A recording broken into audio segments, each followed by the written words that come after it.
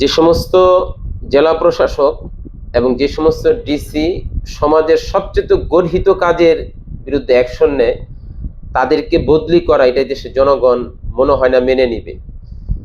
তার অ্যাকশন ছিল মাদকের বিরুদ্ধে, আর মাদকের দ্বারা এই দেশ, সমাজ, রাষ্ট্রের জনগণ ধ্বংস হয়ে যাচ্ছে। আর ডিসি সারোয়ারের মতো ডিসি এদেশের জনগণ চায়।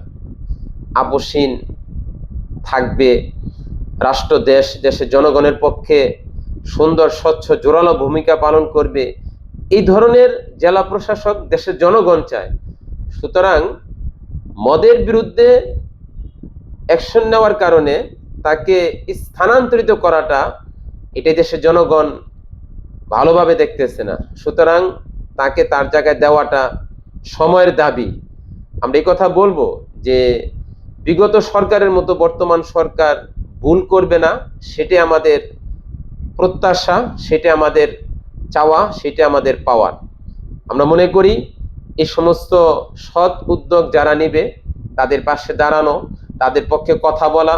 আর এই সমস্ত মাজারের নামে যেখানে গাঁজার আড্ডা চলে, তো এই গাঁজা যারা খায় তারা আবার কি জাতির উপহার দিবে?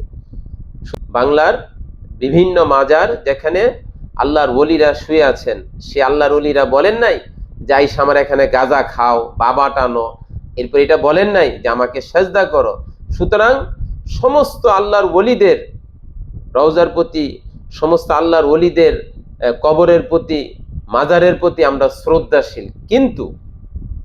কিন্তু যে সমস্ত মাজারে এই সমস্ত গাঁজার আড্ডা চলে, যে সমস্ত মাজারে এই সমস্ত অনৈতিক অসামাজিক কার্যকলাপ চলে, এগুলোর বিরুদ্ধে জোরালো ভূমিকা পালন করা সময়ের দাবি।